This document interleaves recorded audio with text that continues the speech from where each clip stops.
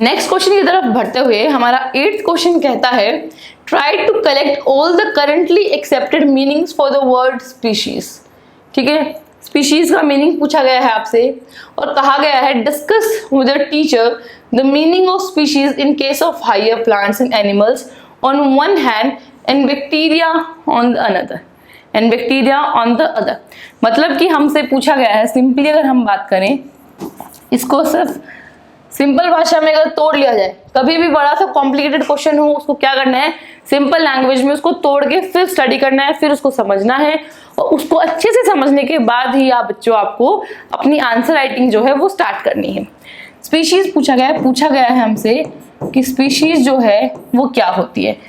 दो तरीकों से हमें स्पीशीज की डेफिनेशन देनी है। सबसे पहली डेफिनेशन जो है वो हम देंगे प्लांट्स और एनिमल्स के रिगार्डिंग, दूसरी जो डेफिनेशन है वो हमें देनी है बैक्टीरिया के रिगार्डिंग। ठीक है, ये पूछा है। सिंपली अगर इसको भी और सिंप्लीफाई करें, इसी स्टेटमेंट को अगर और सिंप्लीफाई अगर हम कर दें, प्लांट्स एनिमल्स पूछा गया है यूकैरियोटिक ऑर्गेनिजम्स, बैक्टीरिया हमारे पास आ गया प्रोकैरियोटिक। सिंपली पूछा है अगर हम स्पीशीज को डिफाइन करते हैं तो क्या वो डेफिनेशन अलग होगी यूकैरियोटिक के लिए या फिर प्रोकैरियोटिक के लिए, या फिर वो डेफिनेशन यूकैरियोट्स एंड प्रोकैरियोट्स के लिए सेम होगी। Will that definition will be different for these two group of items और will it be same. Simply ये पूछा गया है और सेम है तो क्या है, डिफरेंट है तो क्या है, वो भी आपको बतानी है। ठीक है, अब बात करते हैं आंसर की। स्पीशीज की डेफिनेशन जो है यूकैरियोटिक के लिए और प्रोकैरियोटिक के लिए अलग अलग रहेगी। क्लियर? यूकैरियोटिक की डेफिनेशन की बात करते हैं। यूकैरियोटिक सिस्टम में स्पीशीज को डिफाइन करते हैं एक ऐसा ग्रुप ऑफ इंडिविजुअल्स, एक ऐसे ग्रुप ऑफ पॉपुलेशंस जहां पे इंडिविजुअल्स मॉर्फोलॉजिकली सेम हो, एनाटॉमिकली सेम हो और उसी के साथ साथ वो रिप्रोड्यूस कर पाए। ठीक है, वो आपस में इंटरब्रीड कर पाए और इंटरब्रीड करने के बाद एक फर्टाइल ऑर्गेनिज्म जो है वो प्रोड्यूस कर पाए। रिप्रोडक्शन जो है वो इंपॉर्टेंट है, फर्टिलाइजेशन जो है वो भी इंपॉर्टेंट है, इनब्रीडिंग जो है वो भी इंपॉर्टेंट है, लेकिन सबसे इंपॉर्टेंट फैक्टर जो है वो यहाँ पे ये है कि फर्टाइल प्रोजेनी, फर्टाइल ऑफस्प्रिंग जो है वो प्रोड्यूस कर पाए। क्लियर? देयरफॉर लिख देते हैं हम क्या बात की, हमने बात की स्पीशीज की डेफिनेशन की। क्या होगी स्पीशीज की डेफिनेशन?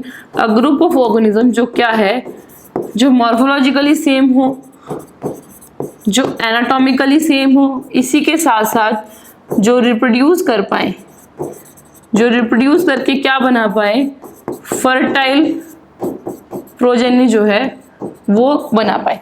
इसका एग्जाम्पल अगर आप देखो, अगर हमने देखा है खच्चर का, खच्चर में क्या है, फीमेल हमारे पास हॉर्स होता है, मेल डंकी, इन दोनों के कॉम्बिनेशन से हमारे पास बनता है म्यूल, MULE, म्यूल। म्यूल को हम क्या बोलते हैं? हम बोलते हैं खच्चर। अब खच्चर अगर आप बोलोगे खच्चर एक स्पीशीज है कि हमने हॉर्स और डंकी को आपस में रिप्रोड्यूस करा के हमने एक नई स्पीशीज क्रिएट कर दी कि ह्यूमन बींग्स इतने ताकतवर हो गए कि उन्होंने स्पीशीज ही क्रिएट कर दी?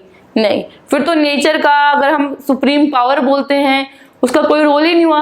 नेचर स्पीशीज क्रिएट करता है, that we all agree. Human beings कब से स्पीशीज क्रिएट करने लग गए? लेकिन अगर हम देखा जाए हॉर्स और डंकी के मेल से हमने क्या बना दिया, हमने जब खच्चर बनाया, म्यूल जब हमने बनाया, तो क्या हम उसको एक स्पीशीज कंसिडर करेंगे? And the answer is no, we will not consider it as a species and the reason is here, क्योंकि जो खच्चर है, एक खच्चर दूसरे खच्चर से मिलके रिप्रोड्यूस करके एक फर्टाइल प्रोजेनी नहीं बना सकता। खच्चर जो है वो अपने आप में एक इंडिविजुअल है, वो फर्दर रिप्रोडक्शन की कैपेसिटी नहीं रखता है। It is not able to reproduce and give the fertile progeny, therefore that mule will not be considered as a species. Clear? इसलिए species की जब definition हम बात करते हैं तो ये जो थर्ड पॉइंट है काफी ज्यादा इंपॉर्टेंट है। ये जो थर्ड पॉइंट है काफी ज्यादा इंपॉर्टेंट है कि रिप्रोडक्शन होना चाहिए और रिप्रोडक्शन के साथ साथ फर्टाइल प्रोजेनी जो है वो मिलनी चाहिए, वो बननी चाहिए। इसी के साथ अगर हम प्रोकैरियोटिक सिस्टम्स की अगर बात करें, प्रोकैरियोटिक सिस्टम्स में क्या होगा? मॉर्फोलॉजिकली क्योंकि सेम होगी और एनाटॉमिकली वो सेम दिखेंगे।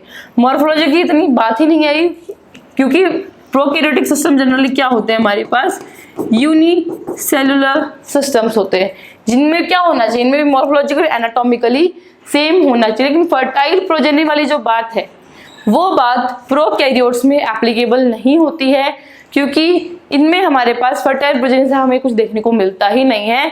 दे reproduce simply by the process of cell division. Cell division के प्रोसेस से ही इनका रिप्रोडक्शन जो है वो हो जाता है, असेक्सुअल मीन से रिप्रोडक्शन होता है। तो फर्टाइल प्रोजेनी वाला जो पॉइंट है जो काफी ज्यादा इंपॉर्टेंस रखता है यूकैरियोट्स में, वो उतनी इंपॉर्टेंस नहीं रखता है जब हम प्रोकैरियोट्स में स्पीशीज को डिफाइन करते हैं। That is the only major difference, otherwise the definition of species will remain the same in case of prokaryotes and in case of eukaryotes. I hope this definition and these things are very clear to you now.